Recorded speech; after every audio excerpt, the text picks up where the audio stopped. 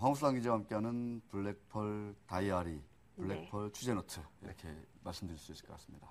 오늘 그 얘기 들어보니까 주제가 네. 2분기 실적 시즌이 임박했는데 네.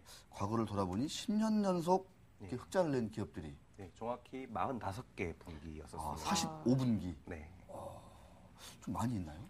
그런 기업들이 이제 좀 있더라고요. 이제 네. 코스피 상장사 한 730개, 코스닥 상장사 987개가 있는데요. 총 이제 1,717개 기업이 있는데 이 중에서 1,680개 정도가 12월 결산사예요. 근데 야. 12월 결산사 이제 1,680개 중에서 이제 단 한 개 분기도 지난 한 11년 1개 분기 동안 단 한 개 분기도 이제 적자를 기록하지 않았던 그러니까 영업이익과 단기 순이익이 계속 플러스를 기록했던 기업들 리스트 한번 정리해봤습니다. 네. 이 많은 1680개사의 과거 45분기를 네. 황수상 기자가 직접 다 주셨을 가능성은 별로 없어 보이고. 없죠. 네. FM 가이드 자료를 참조했습니다. 네. 대단한, 그러니까 전수조사군요, 일종의 12월 버린. 일종의 전수조사였었죠. 네. 전수조사의 위력이 대단합니다. 그 중에서 과연 좀. 맞습니다.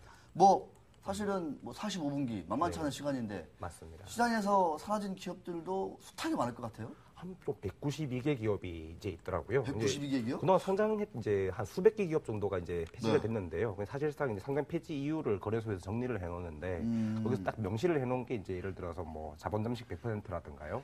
아니면은 이제 뭐 재무구조 악화 뭐 이런 이유를 명시적으로 적어놓은 기업만 192개였었고요. 192개? 훨씬 네. 더 될 것 같은데. 훨씬 더 되죠. 사실상 이제 감사원경 거절이라던가 이제 그런 부분들 같은 경우에도 다 재무주 상태가 안 좋았을 때 나오는 경우가 많은데 그런 경우를 이제 감안했었으면 한 수백 개 정도가 더 될 그러니까요. 거라고 볼 수가 있죠. 네.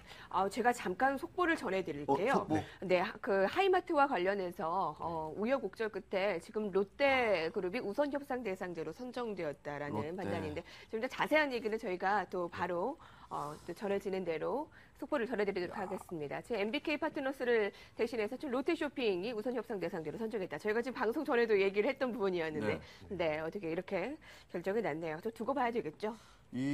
사실은 어제도 이제 그젠가요 말씀을 드렸는데 MBK가 이렇게 손을 뗄 줄을 몰랐던 신세계가 방심을 했다고 그래요. 그러면서 차순위로 이제 협상 대상자였던 롯데가 MBK가 살짝 이제 포기하면서 이제 치고 나간 거죠. 그러다 보니까 결과적으로 롯데 신세계는 낙동강이 오리알 신세가 됐다. 한마디로 이 M&A 대전에서는 롯데의 완벽한 승리고 롯데가 또 결정적으로 많은 높은 인수 가격을 써내면서 오늘 하이마트 주가가 상한가 육박하고 있다. 네. 이렇게 정리를 드릴 수 있을 것 같습니다. 네, 유진기업도 지금 상한가에 진입했고요. 롯데쇼핑의 주가도 함께 5% 가까이 오르면서 롯데가 하이마트 우선 협상자 대상자로 선정됐다는 소식이 전해지면서 주가가 크게 움직이고 있습니다. 네. 이제 하이마트로 가야 이렇게 광고가 아니라 이제 롯데백화점으로 가요. 뭐 이렇게 해야 되나요? 뭐 이렇게. 네, 속보 전해드렸습니다. 롯데마트, 하이마트. 네. 자, 다시 한번 저희 얘기를 해보도록 하겠습니다. 네. 그 2분기 실적 시즌이 임박하면서 그 관련 종목들, 어떤 종목이 실적이 잘 나올까, 또 추후에 어떤 기업이 실적이 좋을까, 굉장히 그러니까. 지금 관심이 뜨겁잖아요. 제일 뜨거운 것이 이 실적이 아닐까 싶은데, 10년 연속의 흑자 기업이라는 말만 들어도 일단 지금 관심이 너무 크거든요. 상당히 안정적이죠. 네. 느낌만 어떤 하더라도요. 기업을 이제 분류를 했습니다. 어떻게 기업을 분류한 기준이 되나요? 네, 그러니까 이제 12월 결산사 중에서요. 2000년 이전에 이제 상장을 했어야 됐었고, 그 다음에 그때 이후로 지금까지 상장이 유지되고 있어야 되고요. 이런 기업들 중에서 추려보니까 24개 기업이 딱 나왔어요. 24. 네. 아. 1717개 기업 중에서 한 1.4% 정도에 불과합니다. 상위 1.4% 정도인데. 1.4%만이. 예, 여기에는 지금 시가총액이 한 50조가 넘어가는 이제 현대차부터 해서요. 시가총액이 200억 원대에 불과한 오늘 쭉 특강까지. 나오겠네요. 야, 이 면면을 한번 뜯어봐야 될 것 같습니다. 현대, 포스코, 모비스, KTNG, SKT, 한라공조. 여기 같은 경우에 약간 좀 나름대로 큰 데 쪽이고요. 큰데. 예. 좀 저는 이렇게 큰 데 나오면 별로 관심이 떨어지죠. 희한해요. 네. 눈높이를 높여야 되는데. 네. 작은 데만 이렇게 꽂히니. 율촌화학. 이거 보십시오. 바로 눈에 띄지 않습니까? 율촌화학, 국도화학. 한국슈에서교도 있네요. 저건 뭐 최고의 배당주죠. 네. 경남스틸. 경남스틸. 경남스틸도 10년 이상 야, 계속 시가총액 400억. 저거. 원일 특강? 네, 원일 244억? 네. 네, 눈이 더 커지고 있죠, 이 작은 눈이. 네, 맞습니다. 대단합니다. 24. 네. 제 개병대 수색교육 받을 때 등번호가 24번이었는데. 아. 묘하게 일치하네요. 네, 쓸데없이.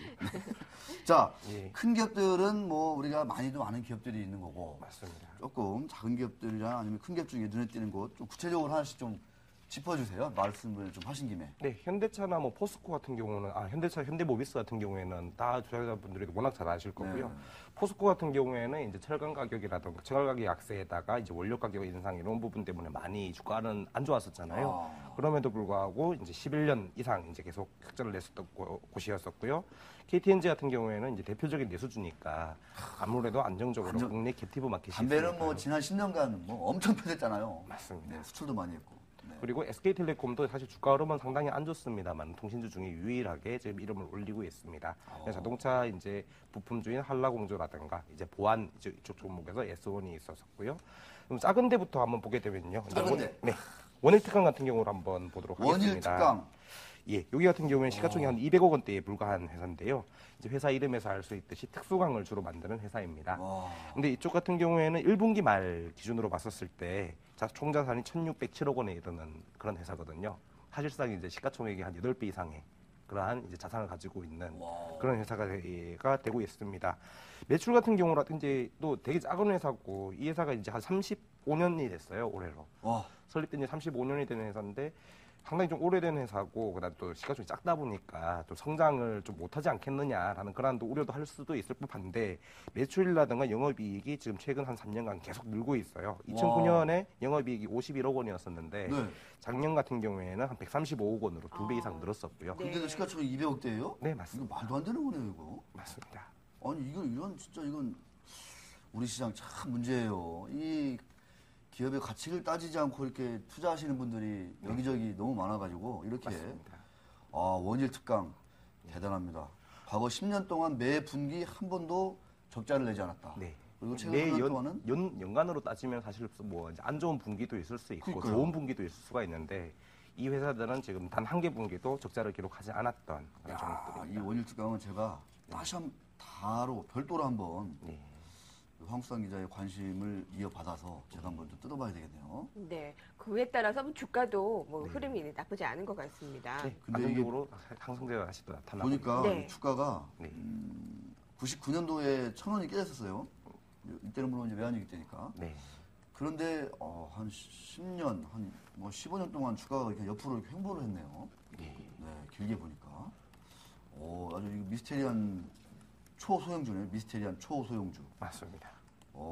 다른 기업도 같이 한번 볼까요? 네. 오일 특강 계속 보고 싶은데 시간이 별로 없네요. 네. 우선 그 다음에 이제 좀 또 큰 기업들 중에서는 아까는 이제 시가총액 1,000억 원 미만 기업들을 한번 소개해드렸었는데요. 근데 그 중에서 이제 조금 더 큰 1,000억 원 이상 이제 1조 원 미만대 종목에서는 아까 보셨던 율촌화학 이제 한번 보도록 하겠습니다. 율촌화학이요. 네. 여기 이제 농심 신라면이잖아요. 농심 계열사예요. 여기. 네. 농심홀딩스가 한 40% 이상의 지분을 가지고 있는 최대 주주인데요. 고배장주. 예, 근데 이 회사 같은 경우에는 또 이제 라면 봉지라든가 이거 안정적으로 이제 계속 공급을 하고 있어요. 안정적으로 하고 있죠. 맞습니다. 네, 그러다 새우깡 보니까 이런 거. 네. 그러다 보니까 이 회사 같은 경우에도 이제 10년 이상 이렇게 됐었는데 여기 같은 경우가 이제 시가총액이 한 2천억 원대입니다. 근데 자산 총계는 한 3,900억 원 정도로 이제 한 2배 정도 시총의 한 2배 정도 규모를 가지고 있고요. 네. 그러니까 안정적인 성장과 고배당이라는 거죠, 매력이. 네. 이제 율촌화학 같은 경우에는 네. 이런 원일 특강 이런 거에 비해서 약간 그 뭐라고 해야 되나요? 그 워낙 그 농심이라는 든든한 큰 형이 모기업이 있으니까. 있잖아요. 맞습니다. 그러다 보니까 자체적인 어떤 성장이라든가 이런 거는 조금 뭐랄까 매력도가 약할 수도 떨어져요. 있죠. 그러니까 벌어들이면 그거 가지고 모았다가 뭐 이렇게 막 설립 투자하고 막 새로운 사업하고 이런 게 아니라 그냥 배당, 맞습니다. 안정적으로. 홀딩스로 배당 이렇게 열심히 주고 있는 네. 고배당주라서 주가가 그냥 저기도 하세월입니다. 그냥 몇 년간 횡보하고 있는데 원일 그럼에도 특강. 뭐 이제 배당 수익률만 하더라도 한 6% 이상은 그렇죠. 꾸준히 나오는 그렇죠. 종목이거든요. 네, 또 그렇습니다. 그런 걸 선호하는 분들도 있죠, 투자자분들께서도요. 아무래도 안정적으로 네. 이제 현금흐름이 나오니까요. 사실은 그런 걸 선호하는 분들이 많아야 되거든요. 우리가 상식적으로 생각하면. 근데 우리나라 투자자들은 이제 그런 걸 안 선호하죠. 더블과 안 더블을 선호하고. 좋아하시고. 네, 정리매매가 되든 말든 간에 CNK 같은 거 막 들어가가지고 대박한 분들이죠. 네, 어렵죠. 상당히. 네. 또 어떤 기업이 있습니까? 우선 아까 또 이제 율촌화학 외에 이제 다시 한번 또 보면요. 이제 경남스틸 같은 경우에도 이제 포스코의 판매점이거든요. 경남스틸. 네, 경남스틸 같은 경우에도 시가총액 400억 원대에 불과합니다만은 여기 같은 경우에도 지난 한 11년 이상 45개 분기 이제 계속 흑자를 냈던 기업으로 나옵니다. 근데 여기 같은 경우에는 포스코에서 이제 뭐 이제 강판 같은 거를 받아와서 이제 수요처에다가 공급해주는 그런 역할을 하고 있는데요. 아까 유촌화학처럼 이제 큰 형이 있다 보니까 그쪽에서 나오는 매출이 상당히 많은 그런 회사로 분류됩니다. 이렇게 이제 우리나라 기업들 중에 네. 그러니까 반드시 이렇게 꼭 직접적인 자회사 이런 게 아니더라도 예, 이렇게 하청업체식으로 예, 맞습니다. 이렇게 돼버리면 상당히 그 뭐랄까 어떤 그 모멘텀이라고 해야 되나요? 회사로서 네. 안정적이긴 한데 네. 그 모멘텀은 떨어져. 이 경남기업은 저희가 기고만장에서 한번 경남스틸. 경남스틸, 네. 네. 경남기업은 건설사고 네. 경남스틸은 기고만장 기자실에서도 한번 얘기를 한 적이 있습니다. 그러니까 이익이라든가 그 안정성에 비해서 네. 시가총액이 너무너무 작더라. 작습니다. 네, 그렇게 한번 네. 소개를 한 적이 있습니다. 아까 그 현대차도 포함이 되어 있었습니다만 네, 자동차 맞습니다. 부품 종목 중에서도 한 곳 있던데요. 네, 한라공조가 있는데요. 한라공조 같은 경우에는 이제 한라공조. 시총은 이제 한 2조 6천억 원 정도입니다. 그러니까 종자산 같은 경우에는 2조 한 1천억 원대로 해갖고 아무래도 PBR이 이제 1배 이제 이상으로 이제 이렇게 돼 있는 오늘 소개해드린 종목 중에서는 그렇게 되는데요. 여기 같은 경우에도 1986년도 이후 설립된 이후로 계속 꾸준하게 이제 하고 있습니다. 네. 그 쭉 보니까 네. 아까 대형주도 많았고 또 중소형주에는 워낙에 반장님께서 관심이 크시니까요. 관심 보니까요.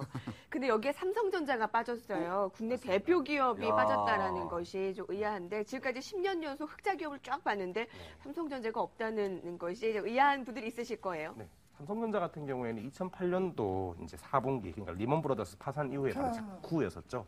그때 한 9,300억 원 정도의 이제 적자를 기록한 적이 있습니다. 그러다 보니까 딱 한 개 분기가 빠졌었고요. 나머지 44개 분기는 계속 흑자였는데 그러다 보니까 빠졌습니다. 그리고 이제 여기 보다 보면 화학 종목들이 상당히 많아요. 국도화학도 그렇고 율촌화학, 한국셀셔주도 그렇고 이게 전체 이제 한 24개 종목 중에서 7개 종목이 화학 업종일 정도로 화학 종목이 이제 안정적으로 이제 수익을 냈다라고 볼 수가 있는데요. 근데 화학 업종에서 대표 종목인 뭐 LG화학이라든가 뭐 SK이노베이션, 아까 손영주 연구원께서도 말씀해 주셨는데 네. 그런 종목들은 또 이제 이 기준에 미달했습니다. 상당히 좀 엄격한 기준이었던 것 같아요. 경기 변동성이 큰 업종들은 어렵죠. 맞습니다. 네. 증권 하나도 없다는 게 참 씁쓸하네요. 네, 증권도 없고요. 항공, 조선, 해운, 그다음에 유틸리티 업종도 그렇고요. 유틸리티도 없군요. 네, 그쪽 같은 가스공사도 경우 아무래도 이제 가격 맞다. 규제가 있다 걱정하니까. 보니까 예. 맞습니다. 네. 황수산 기자, 45개 분기 연속으로 흑자난 기업의 수가 24개다. 상식이죠, 이제. 네. 자, 45개 연속 분기 흑자난 기업 몇 개? 그러면 24개. 아셔야 됩니다. 네. 기고만장 기자실 시청자분들은. 네. 자, 지금까지 그 기자들이 떴다였습니다. 종목 데이터 한번 바로 이어가 보겠습니다.